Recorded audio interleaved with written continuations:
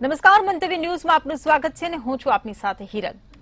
ખાનગી હોસ્પિટલોના કાંડમાં વધારો થઈ રહ્યો છે। દર્દીઓને લૂંટવા માટે અવનવા કિમિયાઓ અપનાવવામાં આવી રહ્યા છે।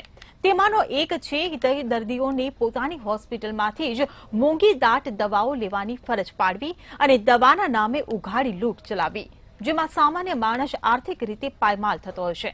ત્યારે રાજ્યમાં ખ્યાતિકાંડ ઉજાગર થયા બાદ રાજ્ય સરકાર અને આરોગ્ય વિભાગ હરકતમાં આવ્યું છે અને હોસ્પિટલ તેમજ દવાઓને ધ્યાનમાં રાખીને મોટો નિર્ણય લીધો છે।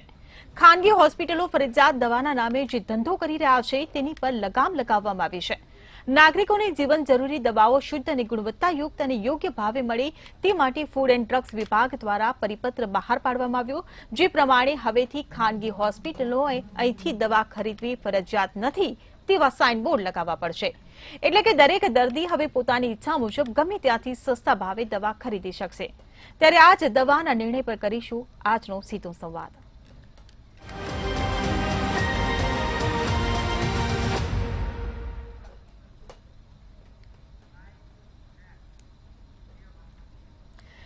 ત્યારે આ જે પરિપત્ર બહાર પાડવામાં આવ્યો છે તેને લઈને જે ખોરાક અને ઔષધ નિયમન તંત્રના કમિશનર ડોક્ટર એસજી કોશિયાનું નિવેદન સામે આવ્યું છે। પહેલા આપણે ચર્ચાની શરૂઆત કરતા પહેલા એ નિવેદન સાંભળી લઈએ। આજે રાજ્યના નાગરિકોને ઘણી વખત દર્દીઓને હોસ્પિટલની અંદર જે દવાની દુકાન હોય ત્યાંથી હોસ્પિટલો ફરજ પાડતી હોય છે કે દવાઓ તમારે ફરજિયાત અહીંથી જ ખરીદવી। તો આનાથી ઘણી વખત દર્દીઓને આર્થિક નુકસાન થતું હોય છે, ઘણી વખત આ દર્દીઓને શંકા અને કુશંકાઓ થતી હોય છે। આથી આવું ન બને એના માટે જે હોસ્પિટલની અંદર દવાની દુકાન કે ફાર્મસી આવેલી હોય એમને મેં એક વોલેન્ટરી એક સર્ક્યુલર કર્યો છે। એ લોકોએ ત્યાં એક બોર્ડ મારવું કે હોસ્પિટલમાંથી દવા લેવી ફરજિયાત નથી, દર્દીને અનુકૂળ હોય એવી જગ્યાએથી કે એમના ઓળખીતાના પાસેથી અથવા તેમનો જ્યાં ડાયરેક્ટ દર વખતે દવાઓ ખરીદતા હોય દવાની દુકાનમાંથી કે જેનિક દવાઓ ખરીદવાનો એક એમને ચાન્સ મળે એના માટે એક આ નિર્ણય લીધો છે, જેનાથી રાજ્યના નાગરિકોને જે ફરજ પાડવામાં આવતી હતી કે દવાઓ અમુક હોસ્પિટલોમાં સ્ટોરમાંથી જ લેવી, તો એનાથી ઘણી વખત એ બ્રાન્ડેડ દવા હોય, એમઆરપી ખૂબ ઊંચી હોય તો કોઈ વાર એને આર્થિક નુકસાન પણ થતું હોય।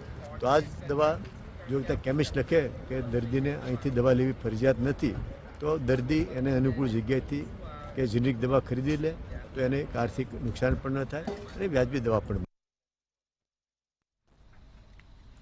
ત્યારે આ જ બાબતે ચર્ચા કરવા માટે આપણી સાથે જોડાઈ ગયા છે નિલેશ સોલંકી, જે ભાજપમાંથી છે, અને કોંગ્રેસમાંથી મુકેશ પંચાલ આપણી સાથે જોડાયા છે। આપ બંને મહાનુભાવોનું મંતવ્ય ન્યૂઝમાં સ્વાગત છે। નિલેશ પર મારો પહેલો સવાલ તમને કે હવેથી દર્દીઓને ઇન હાઉસ એટલે કે પોતાની ખાનગી હોસ્પિટલમાંથી ફરજિયાતપણે દવા લેવાની ફરજ પાડી શકાશે નહીં, એના માટે હવે સાઇનબોર્ડ લગાવવામાં આવશે કે હવે અહીંયાથી દવા લેવી ફરજિયાત નથી। ત્યારે સરકારના નિર્ણય બાબતે આપ શું કહેશો?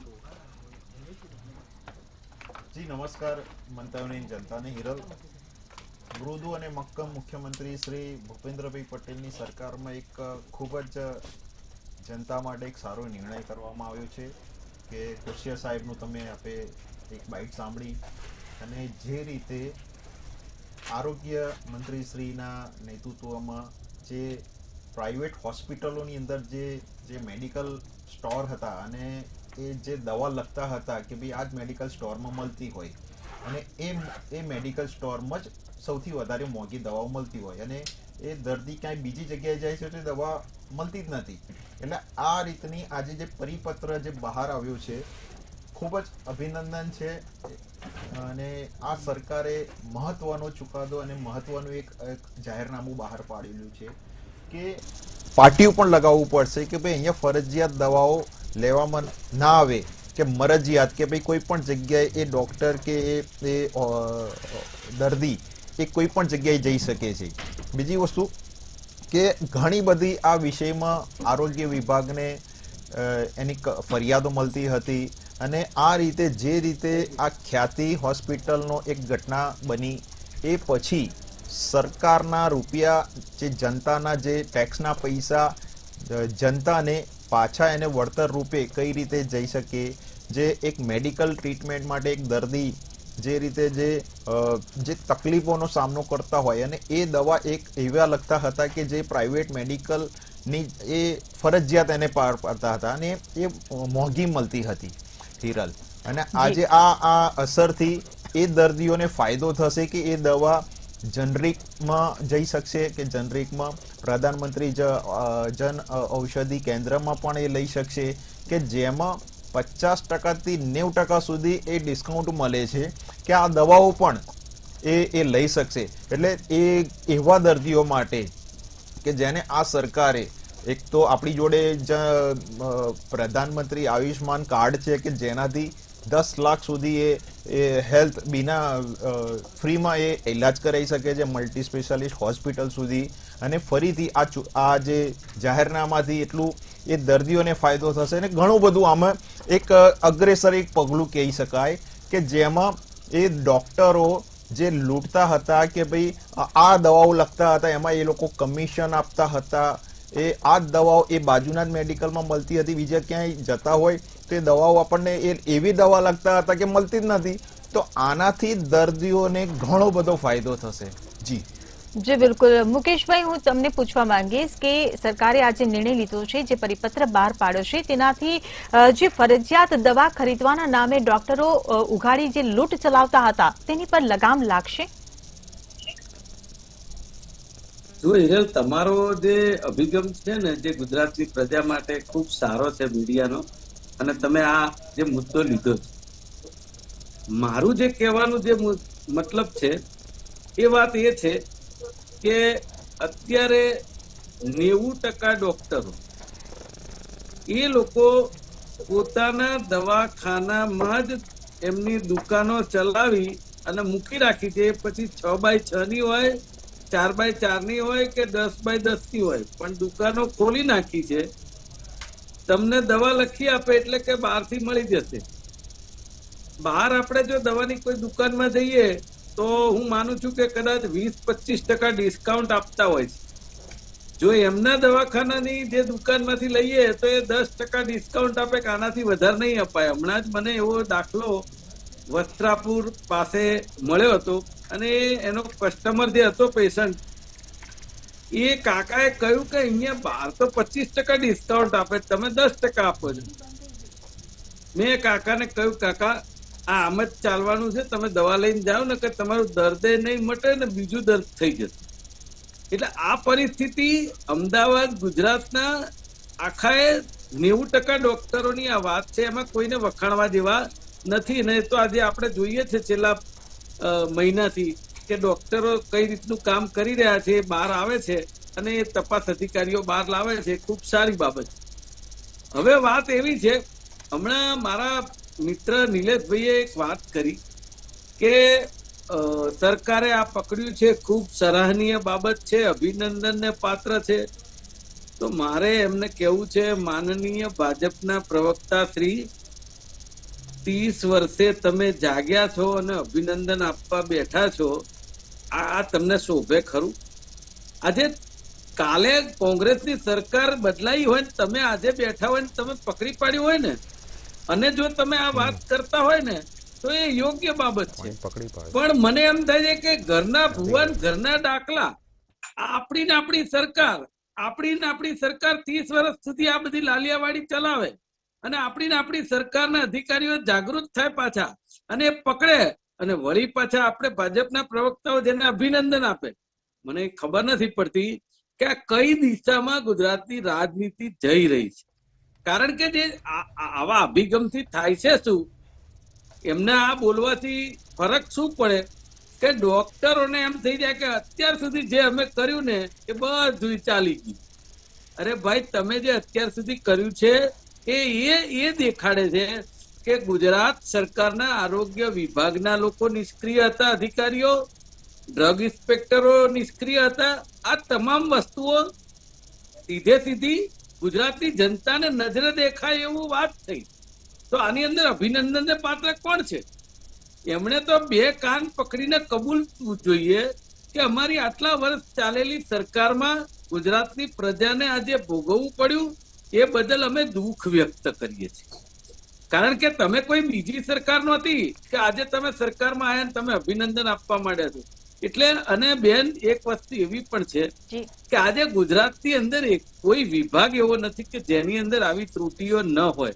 અને એમાં જે તમે આરોગ્યની વાત કરી છે ને, એની અંદર તો આજે ડોક્ટર લખી આપે દવા, હવે એ દવા લેવા જાય જો બીજે એની દુકાનમાંથી ન લે, કારણ કે કદાચ એને ન પોસાતી હોય, તો એ જે બીજો માણસ છે ને એ દવા તો આપે કે તમને દવા છે પણ આ કંપનીની નથી, તો પાછા એની અંદર કન્ટેન્ટ તો એક જ હોય પણ દવા બીજી કંપનીની હોય, એટલે ડોક્ટર કે ના એ નહીં ચાલે, એનાથી તમને મટે ના મટે મારી જવાબદારી નહીં. એટલે હવે જે કંપની બનાવે છે તમે લખી છે એની જવાબદારી તમે લેવા તૈયાર છો, પણ જે બીજી દુકાનેથી બીજી કંપની દવા લે, કન્ટેન્ટ એક જ હોય, તો એની જવાબદારી એ ડોક્ટરની નહીં. એટલે એ સીધું સાબિત થાય છે કે એ ડોક્ટરોને મસ્ત મોટું 50% જેટલું કમિશન આપતા હોય છે અને 12 મહિને સિંગાપુર, મલેશિયા, દુબઈ, અમેરિકાની ટ્રીપો ગિફ્ટ આપતા હોય છે. આવી વાત સદંતર સમાજમાં અને દુનિયામાં ચાલી રહી છે આ દેશમાં. તો આ જે થઈ રહ્યું છે એનાથી ભગવાન પછી જો આપણે બીજા કોઈને ગણતા હોઈએ તે ડોક્ટર છે જેને આપણે ભગવાન માનીએ, કે આપણને કઈ થાય તો આખું શરીર એને સોંપી દેતા હોઈએ, એટલે એ ભગવાન કહેવાય. જો એ જ આપણી સાથે આવું કરશે તો મને એમ થાય છે કે આપણે તો હવે ફરિયાદ કરવાનો તો કઈ મતલબ રહેતો નથી સરકારને. પણ ખરેખર તો હું આપના માધ્યમથી ડોક્ટરોને પણ કહેવા માંગુ છું કે આમાંથી બહાર આવો. તમે જે ફી લો છો કન્સલ્ટેશનની, એ ફીના તમે સાંજ પડે 25 કે 10-15 ગ્રાહક હોય ને તો એ સાંજે 50,000 રૂપિયા થાય છે, મહિને 15 લાખ રૂપિયા થયા. તો એટલા તમારા જીવવા માટે કે તમારા ખર્ચ માટે પૂરતા નથી, તો શું તમે આટલી બધી લૂંટ ચલાવો છો? એટલે ખરેખર તો ડોક્ટરે પણ વિચારવાનું છે કે આ જે આવા પૈસા પ્રજાના લૂંટવાથી, ઠીક છે કોઈ પહોંચી વળતા હોય ને આપે તો એનો કઈ વાંધો નથી, પરંતુ કેટલાક એવા મધ્યમ વર્ગના માણસો હોય છે કે બિચારા દાગીના મૂકી અથવા તો વ્યાજે પૈસા લઈ અને દવા લાવતા હોય છે. અને એવા માણસો છે કે જે ના કહી શકે, ના સહી શકે, ના મરી શકે, ના જીવી શકે. આ પરિસ્થિતિનું નિર્માણ અત્યારે ગુજરાતમાં છે. એટલે ગુજરાતની સરકાર આજે 30 વર્ષે જાગી છે, એટલે ગુજરાતના મુખ્યમંત્રી ભૂપેન્દ્રભાઈ પટેલને અભિનંદન હું આપું છું કે તમે આજે જાગ્યા, એ બદલ આપને ખૂબ ખૂબ અભિનંદન. જી બિલકુલ. નિલેશભાઈ, તમને પૂછવા માંગીશ કે ડોક્ટરોની આ ખુલ્લી લૂંટ આજથી નહીં પરંતુ લાંબા સમયથી ચાલી રહી છે, જેના કારણે દર્દીઓ લૂંટાતા રહે છે આ મોંઘીદાટ દવાઓમાં, પરંતુ ખ્યાતિકાંડ સર્જાયો ને તે બાદ સરકારે આ આરોગ્ય ક્ષેત્રે હિતલક્ષી નિર્ણય લીધો, ત્યારે સવાલ એ ચોક્કસ ઉભો થાય છે કે બધા જ નિર્ણયો પછી કેમ, પહેલા કેમ નથી લેવાતા? મુકેશભાઈએ પણ હમણાં આરોપ લગાવ્યો કે 30 વર્ષ પછી સરકાર જાગી. જવાબ શું આપશો? જી હિરલ, કોંગ્રેસના પ્રવક્તા જે વિપક્ષ છે તો 100% આપણે એમનું સૂચન પણ લઈ શકીએ, પણ એવું નથી. આ હું આપને એક ઉદાહરણ આપું કે જેનરિક દવાઓનું કે પ્રધાનમંત્રી ઔષધિ કેન્દ્ર કે આજે 2008 કે 10માં 92 હતા, 92 હતા, ને આજે 15,000 પ્લસ ભારતમાં છે અને ગુજરાતમાં 726 સ્ટોલ જે એના કેન્દ્ર જે કાર્યરત છે. જેનરિક દવાઓમાં આજે પણ જે બ્રાન્ડેડ દવાઓ 4,000નો ખર્ચ થતો હોય તો જેનરિક દવાઓમાં 1,500 રૂપિયાનો ખર્ચ થાય, એટલો મોટો ફાયદો થાય છે દર્દીઓને. હવે મારા પરમ મિત્ર ભૂલી ગયા કે ક્યાં સમયે 657 સીટો હતી મેડિકલની, આજે 7,000થી ઉપર મેડિકલ સીટો છે. આજે મેડિકલ હબ અમદાવાદ કહી શકાય છે કે બીજા રાજ્યોમાંથી આપણા ત્યાં લોકો એનું નિદાન, એની જે તપાસ હોય એ કરવા આવે છે. એવા દર્દીઓ બહારના રાજ્યના આવે છે. તો આ સરકાર એટલા માટે વારંવાર કેમ સરકાર બનાવે છે કે લોકો આશીર્વાદ આપે છે, સરકારને જેટલી સૂચનો મળે છે, જેટલી ફરિયાદો મળે છે, બેન ત્વરિત એ એક્શન લે છે. હવે ડોક્ટરની એમને આક્ષેપ મોટા કર્યા કે ભાઈ ડોક્ટર કોઈ દવા લખ્યા લે છે, મેડિકલ વાળા એને ગિફ્ટ રૂપે શું આપે છે. બેન એ વર્ષોથી બીજા બધા રાજ્યમાં સમગ્ર દુનિયામાં ચાલે છે, પણ આ સરકારે આ પાટિયું લગાવવાનું કે અહીંથી ફરજિયાત દવા લેવામાં નહીં આવે, આ સારી વસ્તુ છે. અમે તો એવા હકારાત્મક પગલાં લઈએ છીએ કે ભાઈ બધા પ્રોપરાઇટરનું નામ પણ હોય એવા પણ સાઇન બોર્ડ લગાવવા જોઈએ, પણ એમાં પણ આ મિત્રો વિરોધ કરશે કે કેમ ભાઈ એમાં ધંધામાં તકલીફ પડે છે. અમે તો જેટલી ટ્રાન્સપરન્સી થવી જોઈએ કે જે સરકારના સૂચનો છે, જે જનતા માટે અમારા માટે જે ફરિયાદો આવે છે અમે ત્વરિત નિકાલ કરીએ છીએ. તમે જુઓ કે આજે સમગ્ર ભારતમાં આયુષ્માન કાર્ડ આજે ગુજરાતમાં અમે કમિટમેન્ટ કર્યું હતું 5 ના 10 લાખ કરવા કર્યું બેન, અને 22 લાખ કરોડથી પણ વધારે જે જન ઔષધિ કેન્દ્રમાં જે સસ્તી દવાઓ મળે છે એનો એ ઓછામાં ઓછું એ દર્દીઓને ફાયદો થાય છે. જેટલું મેડિકલ હબ રીતે આપણે કરી શકાય એ સરકાર કદમ લઈ રહી છે. એમને અભિનંદન આપ્યા પણ નિરાશાવાળા આપ્યા કે ભાઈ આજે સરકાર જાગી છે. સરકારે જે કામ કરેલા છે બેન 100 કામ કરતા હશે ને તો એકાદ કામમાં ત્રુટી રહેતી હશે, પણ આ સરકાર કામ તો કરે છે. તમે તો ઘરે બેઠા છો તોય કોઈ સૂચનો નથી આપતા. ને આજે જુઓ તમે કે વારંવાર રાહુલજી સંસદમાં જાય છે, કંઈક બોલે છે, માફી માંગે છે. એવું કામ અમે નથી કરતા. આ સરકાર જનતાની છે. દર્દીઓ માટે આજે સારામાં સારો વિકલ્પ એક આપ્યો છે કે તમે કોઈ પણ જગ્યાએથી લઈ શકો છો. મેં આપને કહ્યું કે જનરિક દવા અને પ્રધાનમંત્રી જન ઔષધિ કેન્દ્ર હજી પણ કેટલાય ખુલશે. એટલે જે ગરીબ વ્યક્તિ છે આ સરકાર એને કેન્દ્રમાં રાખીને જે સૂચનો લેવા જોઈએ, જે જાહેરનામા લેવા જોઈએ લઈ રહી છે. પછી તમે એમ આક્ષેપો કરો છો એ વસ્તુ યોગ્ય નથી. સકારાત્મક રીતે તમે રાજનીતિ કરો. અને આ જનતાનો વિષય હતો. એ ડોક્ટરો કે જે પૈસા લૂંટતા હતા, જે ગરીબોનું શોષણ કરતા હતા, ખાનગી મેડિકલો જે સ્ટોરમાંથી કે આ જ વસ્તુ મળશે એની પર બેન રોક લાગશે. તો આનાથી સમગ્ર જગ્યાએ જે ગરીબો જે કોઈ પણ જગ્યાએ ચિઠ્ઠી લઈને જતા હતા એ દવા બધી જગ્યાએ મળી રહેશે. તો ખોટું શું છે? સરકાર હમણાં જાગી પહેલા નથી કરતી. આ બધા એમાં વિષયમાં જવાની જરૂર નથી. આ સરકાર મૃદુ અને મક્કમ મુખ્યમંત્રી શ્રી ભૂપેન્દ્રભાઈ પટેલના નેતૃત્વમાં જે જનતા માટે જે કામ કરવાના છે એ બેન કરી રહી છે, અને આગળના દિવસોમાં પણ એ કામ કરતી રહેશે. અને આરોગ્ય હોય, ઇન્ફ્રાસ્ટ્રક્ચર હોય, એજ્યુકેશન હોય, એ રોજગારી હોય, આ બધા જ દિશામાં એ કામ કરી રહી છે. એટલે હું માનું ત્યાં સુધી વિપક્ષના ભલે જે આક્ષેપ કરવાના હોય, આ દાદાની સરકારમાં 2 વર્ષ પૂર્ણ થયા છે અને હજી પણ બીજા કાર્યરત આગળના 3 વર્ષ પણ આગળ ચાલ્યા કરશે. જી બિલકુલ નિલેશભાઈ. મુકેશભાઈ, હવે તો પ્રધાનમંત્રી જન ઔષધિ કેન્દ્ર પણ છે ને સાથે હવે આ પરિપત્ર પણ છે, પરંતુ ડોક્ટરો દવાઓ જેવી લખી આપતા હોય કે જેમની હોસ્પિટલ સિવાય બીજે ક્યાંય મળતી જ ના હોય, જેના કારણે દર્દીઓ ત્યાંથી દવા લેવા માટે મજબૂર બનતા હોય છે. ત્યારે આ બાબતે આપ શું કહેશો? કેમ કે આ વસ્તુ તો થવાની જ છે, કેમ કે દવાઓ જેવી લખી આપવામાં આવશે, ભલે બોર્ડ લગાવી દેવામાં આવ્યા હોય, પણ દવા જો બીજેથી નહીં મળે તો એ દર્દી જશે ક્યાં? એકચ્યુઅલી હિરલબેન અત્યારે હાલ છે ને તમારા જે દર્શકો છે ને મંતવ્યના એ જોઈ રહ્યા છે કે કોણ જુઠ્ઠું બોલે છે, કોણ ડિપ્લોમેટિક જવાબ આપે છે ને કોણ સાચું બહાર લાવવાનો પ્રયત્ન કરે છે. ભલે એ રાજનીતિ ને રાજકારણ જે કરવું એ કરે, એની સાથે મને કઈ વાંધો નથી. અમે તો ઘરે બેઠા છીએ એવું તમે કીધું, તો અમે ઘરે બેઠા છીએ, તમે સરકારમાં બેઠા છો તો તમે ખૂબ સારું કામ કરો છો એવું થયું. એમણે એમ કહ્યું કે પહેલા 600 સીટો હતી અને અત્યારે મેડિકલની 6000 છે. ક્યાં સુધી તમે એમ કહેશો કે મારા બાપા આમ કરતા હતા ને હવે મેં આમ કર્યું? 30 વર્ષ સુધી હજી એટલા એક જ ગણ. એટલે શું તમે ભજન મંડળી ચલાવવા આવ્યા હતા? સરકાર તમારે કામ કરવા નતા લાયા? પ્રજાના ટેક્સના પૈસા જે તમને આપે છે તો તમારે શું કોઈ કામ નતું કરવાનું? એ તો જેમ જેમ સમય જાય, આજે ડિજિટલ યુગ છે, એની અંદર તમારે વસ્તીના વધારા પ્રમાણે સીટો વધારવી પડે. એ તો કોઈ પણ સરકાર હોય તો વધારવાની હતી. અને તમે જન ઔષધિ કેન્દ્રની વાત કરી બેન, 100% કહું છું કે આ જેનરિક સ્ટોર જે ખુલ્યા છે એમાં 100% વાત સાચી છે, પરંતુ એની અંદર ત્રુટીઓ એવી છે કે આ જે જેનરિક સેન્ટરો મોટા ભાગના બંધ હોય છે જ્યારે જઈએ ત્યારે કેટલીક જગ્યાએ. અને બીજી વાત કે ત્યાં ગાડે આપણે જઈને પ્રિસ્ક્રિપ્શન આપીએ તો જેનરિકની અંદર એ દવા મળતી નથી.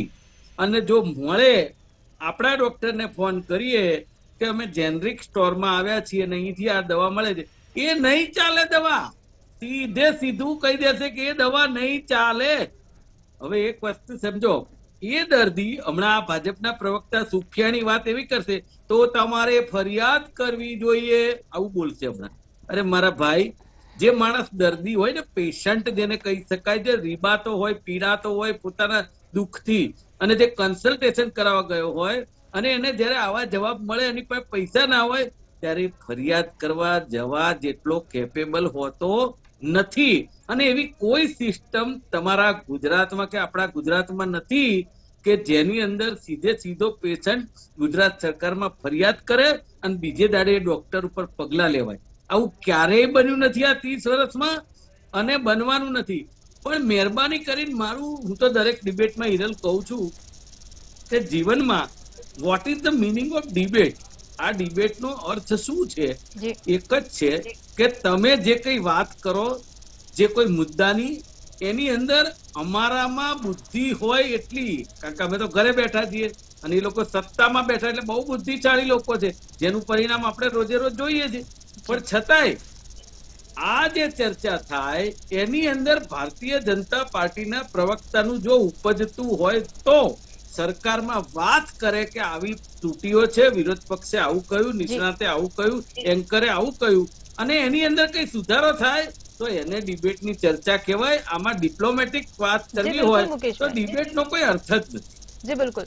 નિલેશભાઈ, પ્રધાનમંત્રી જન ઔષધિ કેન્દ્રની જ્યારે વાત થઈ રહી છે ત્યારે મોટાભાગના લોકોમાં આ કેન્દ્ર માટે જ જાગૃતિનો અભાવ જોવા મળી રહ્યો છે, તો એવું નથી લાગતું કે આ બાબતે લોકોમાં વધુ ને વધુ જાગૃતિ આવવી જોઈએ? અને મુકેશભાઈએ જે જણાવ્યું કે ઘણી વખત તો સ્ટોર બંધ જ હોય છે, 24 કલાક ખુલ્લા પણ નથી હોતા, કાં તો જે દવા લઈને જઈએ એ દવાઓ ત્યાં હોતી જ નથી, ના પાડી દે છે, તો આ બધી ત્રુટીઓ માટે શું કહેશો? બેન, મોદી સરકારે કોરોના આપણે જોયું કે વૈશ્વિક આખી એક બીમારી હતી કે જેમાં રાહુલ ગાંધીજી કહેતા હતા કે આ તો મોદીની વેક્સિન જે નતા લેતા, પણ જીવ તો બધાને વાલો હોય. સમગ્ર જગ્યાએ આપણા ભારતના એક નાગરિકના 1, 2 અને બુસ્ટર ડોઝ સુધી આ સરકારે એવી વ્યવસ્થા કરી. અમે કેમ અહીંયા સરકારમાં છીએ? કારણ કે અમે જનતા સુધી જે વ્યવસ્થા પહોંચાડવી જોઈએ પહોંચાડીએ છીએ, અને એટલા જ માટે એ આખા પરિવારે, જે આખો પરિવાર સંસદમાં છે ને ગાંધી પરિવાર, એ બધાએ વેક્સિનના બુસ્ટર ડોઝ સુધી લીધા છે. આ સરકાર જોડે તો તમારા બહુ જ આક્ષેપ કરવા હોય કે વિરોધી હોય તો આ સરકારે જ આપણા કુશળ જે ડોક્ટરો, જે સાયન્ટિસ્ટો છે કે જેને સમગ્ર ભારતમાં પહેલી વેક્સિનેશન બનાવી અને આપણે એ માટે આપણે જીવી રહ્યા છીએ અને આપણે પછી એ જ જીવતદાન લઈને આક્ષેપ કરી રહ્યા છીએ. બીજી વસ્તુ કે જન ઔષધિ કેન્દ્ર, બેન, 15,000 પ્લસ આઉટલેટ છે સમગ્ર ભારતમાં, અને સીધી પ્રધાનમંત્રીના નેજા હેઠળ, એમની યોજના હેઠળ જે દવાઓ, જે કન્ટેન્ટ બને, જે ભારત સરકારના સારામાં સારા નિષ્ણાતો, સાયન્ટિસ્ટો અને એ દવાઓના જે મેઇન માણસો જે દવા બનાવે છે ને એ સીધી સ્ટોર સુધી જાય છે. એટલે એ કન્ટેન્ટ સેમ હોય છે, ભાવમાં ઘણો બધો ફરક પડે છે. અને જનરિક દવાઓમાં ચલો આપણે માની લઈએ છીએ કે એ દવાઓ નથી મળતી, તો એ પણ સૂચનો જઈ રહ્યા છે. હમણાં જ એમને વાત કરી કે એવું 24 કલાકમાં સરકારે એવું કંઈ નથી કર્યું. તો હું આપને કહું કે જૂના વાડજમાં એક જાગૃત વ્યક્તિએ અર્બન હેલ્થ સેન્ટરમાં એક ડોક્ટર લેટ આવતો હતો, 24 કલાકમાં આરોગ્ય વિભાગમાં એ કમ્પ્લેન ગઈ અને ડોક્ટરની ત્યાં બીજી જગ્યાએ બદલી થઈ અને તાત્કાલિક ત્યાં બીજો ડોક્ટર મુકાઈ દેવાયો. તમે કમ્પ્લેન તો કરો, તમે 24 કલાકની રાહ તો જુઓ, પણ તમે તો કમ્પ્લેન કરવી નથી. સરકાર, હવે તમે લોકો કે પેલા એ હતા કે ભાઈ પહેલા આ કામ કરતા, હું એટલા માટે એકાઉન્ટેબિલિટી કહી રહ્યો છું કે ભાઈ તમારા ત્યાં એ વખતે નહોતું. 600 સીટો બી તમે કઈ રીતના આપતા હતા ખબર હતો, મસ્ત મોટો ભ્રષ્ટાચાર હતો. આજે આપણા ભારતમાં નીટ જેવી એક્ઝામ બેન લેવાય છે કે એ સખ્ત એક્ઝામ હોય છે કે એમાંથી એ પાસ થાય છે, ને કુશળ ડોક્ટરો, નિષ્ણાત ડોક્ટરો, ચકાસણી વાળા ડોક્ટરો આવે છે. એટલા માટે કે આપણે ભારત આજે આરોગ્ય વિભાગમાં બહુ જ સારા લેવલે કામ કરી રહ્યું છે, તો આપણે એને ગર્વ કરવાની જોઈએ. સરકાર એને જે પરિબળો આપવા જોઈએ, જે મજબૂતાઈ આપવી જોઈએ, એ સાયન્ટિસ્ટોના જે એને સાધન સામગ્રી આપવી જોઈએ, આપીએ છીએ. અને એટલા જ માટે આજે ભારત આત્મનિર્ભર તરફ કેમ વળી રહ્યું છે? તમારી જોડે તો 70 વર્ષ હતા, તમે તો માય કાંગલો કરી કાઢ્યો. આજે આ મોદીજીના શાસનમાં, મુખ્યમંત્રી શ્રી ભૂપેન્દ્રભાઈ પટેલના શાસનમાં રોજ એક નવા જનતા માટે સકારાત્મક પગલા લેવાય છે, પણ એમાં પણ આપણને પેટમાં દુખે છે, તો આપણો વાંક છે.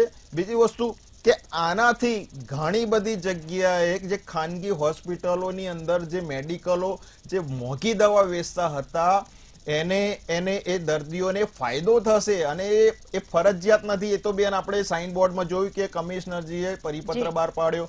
બીજું કે આનાથી જે નવી દવાઓ આવશે માર્કેટમાં એ જનરિક અને જન ઔષધિ કેન્દ્રમાં પણ મળતી રહેશે. નહીં મળતી હોય તો એ પણ એ સરકારે જોઈ રહી છે કે કઈ કઈ દવાઓ આ ડોક્ટરો લગાવે. ડોક્ટરો માટે પણ એક લગામ છે. જી. બધા જ ડોક્ટરો એવા નથી હોતા કે ભાઈ આ ખ્યાતિ હોસ્પિટલમાં જે કેટલા બની, પણ આપણા જી, ત્યાં આરોગ્ય નિલેશભાઈ. વિભાગમાં એવા સારા ડોક્ટરો પણ છે કે જે ગરીબ જનતા માટે જે કામ કરી રહ્યા છે. એ દવા એ જી. વિના જે રીતે એ રિઝનેબલ પ્રાઇસમાં આપવામાં આવે એવી લખતા હોય છે. એટલે કન્ટેન બ્રાન્ડેડ દવા અને આ બધાનું એક સમન્વય રીતે સરકાર ધ્યાન આપી રહી છે.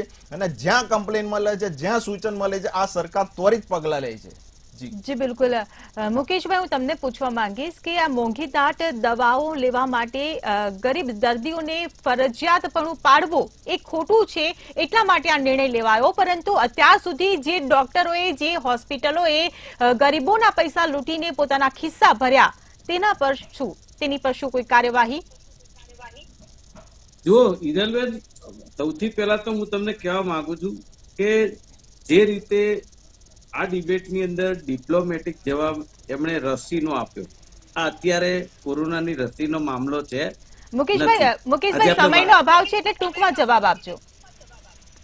એટલે એમણે 10 મિનિટ બોલ્યા તો પછી મારે એમનો કન્ટેમ ના કરવાનો, તો હું કાલથી ડિબેટમાં આવું એટલે કહું ભારત માતા કી જય, ભાજપ કરે છે બધું. મુકેશભાઈ, આપણે મુદ્દાની વાત કરીએ. ધમકી ચાલુ. આપણે મુદ્દાની વાત એમણે નથી કરી. એમણે કોરોના વખતની રસીની વાત કરી. તમે એમને કેમ સમગ્ર ના આરોગ્ય વિભાગની વાત કરી બેન. મુકેશભાઈ, મારી મેં વાત સમગ્ર એટલી છે. ભારતના આરોગ્ય જો વિભાગની વાત અત્યારે કરી. પણ એ માણસ વચ્ચે બોલી રહ્યો છે, તમે એને અટકાઈ નથી શકતા. મારું કેવું નિલેશભાઈ, એમને એટલું વાત છે, પૂરી કરવા દો. અને મુકેશભાઈ, તમારી વાત ટૂંકમાં તમે પૂર્ણ કરો. મારું કેવું એટલું જ છે કે તમે જે વાત કરી રહ્યા છો જે જેનરિક સ્ટોરની, એ જેનરિક સ્ટોરનું કામ થશે એવું કે છે. અને એમણે એક દાખલો આપ્યો કે વાડજનો, કે તાત્કાલિક અર્બન સેન્ટરમાં પગલા લેવાયા. ભાઈ, અર્બન સેન્ટરની વાત નથી કરતો, આ ખાનગી ડોક્ટરો લૂંટ ચલાવે છે એની વાત કરું છું. નથી સમજાતું એ ભાઈને કે હું શું કહેવા માંગુ છું. પ્રજાની સાચી પીડા તમે નહીં સમજી શકો. તમે અહીંયા મુખ્યમંત્રી, પ્રધાનમંત્રી અને ભારતીય જનતા પાર્ટીના વખાણ કરવા આવતા હોય તો એ સાંભળી લેવાની મારી કોઈ વિરોધ પક્ષ તરીકે તૈયારી નથી. મારે સાચી વાત પ્રજા માટે રજૂ કરવાની છે, એ હું કરતો રહેવાનો છું. બાકી તો તમારે જેટલા વખાણ કરવા હોય એટલા કર્યા કરો, અમને કઈ વાંધો નથી. જી બિલકુલ. મુકેશભાઈ, નિલેશભાઈ, આપ અમારી સાથે ચર્ચામાં જોડાયા બદલ આપનો આભાર. ત્યારે હવે જોવાનું રહ્યું કે રાજ્ય સરકારના આ નિર્ણયથી ખાનગી હોસ્પિટલમાં દવાના નામે જે ઉઘાડી લૂંટ ચલાવવામાં આવે છે તેની પર લગામ લાગશે કે નહીં. ચર્ચામાં હાલ બસ આટલું જ. ફરી મળીશું. નમસ્કાર.